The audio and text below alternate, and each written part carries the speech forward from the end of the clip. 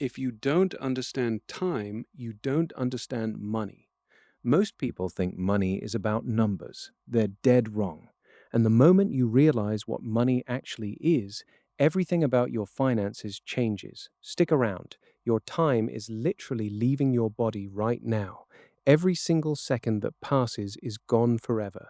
You can't get it back. You can't buy it back. And yet, most people treat money like it's infinite while treating time like it's worthless. That's backwards. That's why they stay broke. Here's the uncomfortable truth. Money is just frozen time. It's nothing more.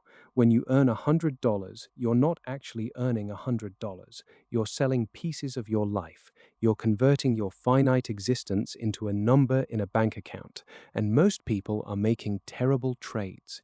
Think about this. The average person works 40 hours a week. That's over 2,000 hours per year. Over 40 years, that's 80,000 hours. 80,000 hours of your actual life traded away. If you're making 50,000 a year, you're selling 80,000 hours of existence for $50,000. That's 62 and a half cents per hour of your life. Does that feel like a fair trade to you? Now, here's where it gets worse.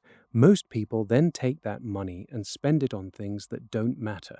They buy things to impress people they don't like. They make purchases out of boredom or habit.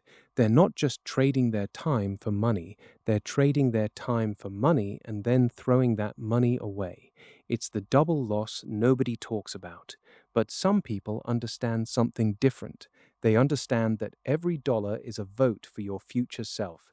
They understand that saving $500 isn't about accumulating cash. It's about buying yourself $500 worth of freedom. It's about carving out pieces of time that you'll never have to work again. Let me show you how this math changes everything. Let's say you're 25 years old and you decide to invest $500 per month for the next 40 years until retirement. With an average market return of 10%, you'd end up with roughly $2.1 million. But here's the part that matters.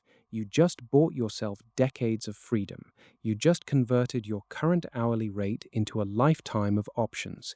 The person who doesn't understand this thinks $2.1 million is about having money. That's not what it's about. It's about time. It's about the fact that when you turn 65, you don't have to wake up and trade your existence anymore. You've already paid your debt to time. But most people never get here because they don't understand that every spending decision is a time decision. When you buy coffee for $5, you're not losing $5, you're losing 15 minutes of your life. When you finance a car for $600 per month, you're not just paying $600, you're committing the next 5 years of your working hours to that car. You're extending your working life. You're adding time to your sentence. This is why wealthy people seem so obsessed with money. They're not obsessed with money, they're obsessed with time. They understand the conversion rate. They understand that every dollar not spent is another day not worked. They understand that financial discipline isn't about deprivation. It's about buying your freedom back, hour by hour. Here's what changes when you truly internalize this. You stop thinking about how much things cost. You start thinking about how much they cost you in time. That pair of shoes isn't $100, it's 5 hours of your life. That vacation isn't $2,000, it's 80 hours of your existence. Now suddenly the calculation becomes different. This is why compound interest is the eighth wonder of the world. It's not really about the interest, it's about the time. When you invest money early, you're doing something magical. You're letting time work for you instead of against you. You're converting your past working hours into your future freedom. The money just sits there and multiplies while you sleep. The person who invests $1,000 at age 25 has that money growing for 40 years. The person who invests $1,000 at age 45 has it growing for 20 years. The difference isn't about how much they each invested, it's about how much time they gave their money to work. It's about time compounding. This is why your biggest asset isn't your job. It's not your skills. It's not your education. It's the time you have left. Your biggest financial asset is the years between now and retirement.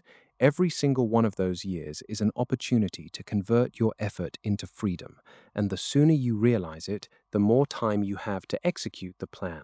Here's what most people get wrong about retirement. They think it's about reaching a number. It's not. It's about reaching a point where your past work is now supporting your future leisure.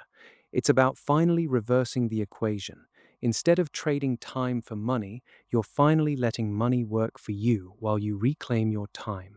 But you don't have to wait until 65. Some people understand this so well that they engineer their entire life around it. They live below their means not because they're cheap. They do it because they understand that every dollar saved is another moment of freedom earned. They're playing a different game. The real question isn't how much money do you need. The real question is how much time do you have left, and are you actually investing it wisely? Because at the end of your life, you won't be thinking about how much money you accumulated. You'll be thinking about how much time you spent on the things that mattered. This is the secret that separates people who are rich from people who are wealthy. Rich people have money, wealthy people have time, and wealthy people got there because they understood that money is nothing more than solidified time. Start thinking about it differently starting today. Every financial decision is a time decision.